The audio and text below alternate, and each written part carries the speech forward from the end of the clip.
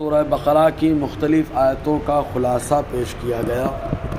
اس سے پہلے جو آیت کریمہ چلی وہ یہ کہ عبداللہ بن سوریہ نام کا یہودی عالم، اس نے حضور صلی اللہ علیہ وسلم کے پاس آ کر چند سوالات کیے۔ حضور نے ہر سوال کا جواب عطا فرمایا، بڑا مطمئن ہوا اور اس نے کہا آپ نے سچ کہا ہے، لیکن بس خالی اتنا اس نے پوچھا کہ یہ بتاؤ آپ کے پاس وحی لے کر کے کون سا فرشتہ آتا ہے؟ حضور صلی اللہ علیہ وسلم نے ارشاد فرمایا جبرائیل علیہ السلام آتے ہیں۔ تو اس نے کہا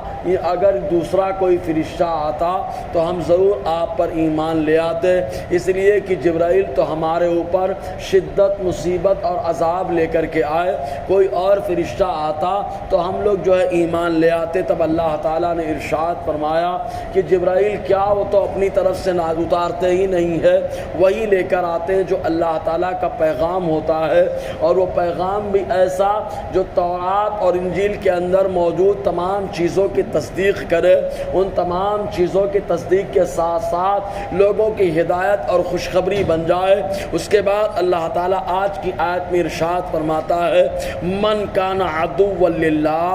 جو اللہ تعالیٰ کا دشمن ہے، وہ ملائکتی اور اس کے فرشتوں کا دشمن ہے، وہ رسولی اور اس کے پیغمبروں کا، وہ جبریل اور جبرائیل کا، وہ میکال اور میکائیل کا، فإن اللہ عدو للکافرین، تو وہ کافر ہے تو بے شک اللہ تبارک و تعالیٰ کافروں کا دشمن ہے۔ چنانچہ حدیث پاک میں آیا،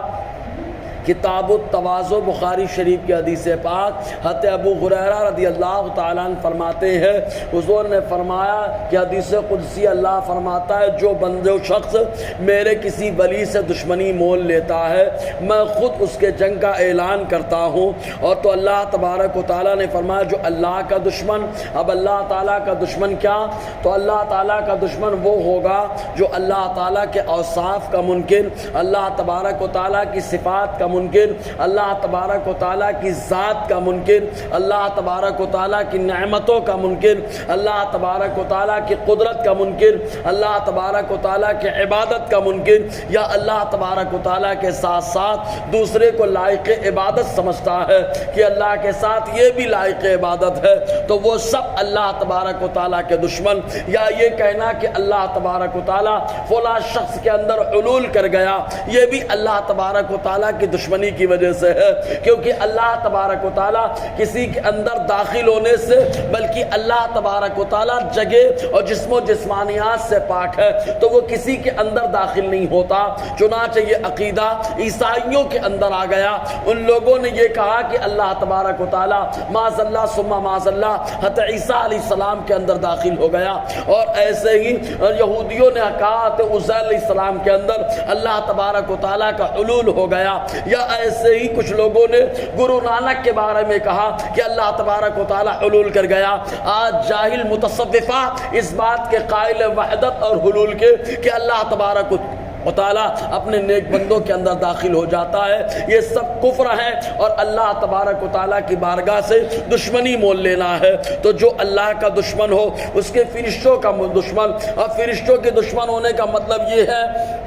کہ کوئی یہ کہے فرشتوں کا کوئی وجود نہیں ہے، فرشتے خالی نیکی کی طاقت کا نام ہے، نیکی کی قوت کا نام ہے، تو جو یہ عقیدہ رکھے وہ فرشتوں کا دشمن ہے۔ اب وہ چاہے تمام فرشتوں کے بارے میں، تو اور اسی طریقے سے جو یہ کہے کہ فرشتوں سے گناہ ہوتا ہے وہ بھی دشمن ہے، اس لیے کہ اللہ تعالیٰ نے فرشتوں کی جماعت کو معصوم بنایا ہے۔ اس کے بعد اللہ تعالیٰ فرماتا ہے وہ رسول ہی، اور اس کے رسولوں کے دشمن، اللہ تعالیٰ کے رسول کے دشمن کون؟ ان کی شان میں جو گستاخیاں کرے، ان کا مذاق اڑائیں، ان کی بے ادبیاں کریں، یا اس کے علاوہ جو شرارت کرتے ہیں، تو اللہ تبارک و تعالیٰ فرماتا ہے وہ دشمن ہے۔ اور جبرائیل میکائیل کے دشمن فإن اللہ عدو للکافرین، تو وہ کافر ہے، بے شک اللہ تبارک و تعالیٰ کافروں کا دشمن ہے۔ یہیں سے معلوم ہو گیا جو اللہ کی شان میں گستاخی کرے، پیغمبر کی شان میں گستاخی کرے، فرشتوں کی شان میں گستاخی کرے، تو اللہ تعالیٰ خود فرماتا ہے کہ وہ کافر ہو گیا۔ اور جب اللہ تعالیٰ نے کافر کہہ دیا تو ایسے آدمی کو کافر کہنا یہ بھی اللہ تبارک و تعالیٰ کی سنت الہیہ ہے۔ بہرکیف آگے گفتگو رہے گی۔ اللہ تبارک و تعالیٰ ہم سب کو فیضان قرآن، برکات قرآن سے مالا مال فرمائے۔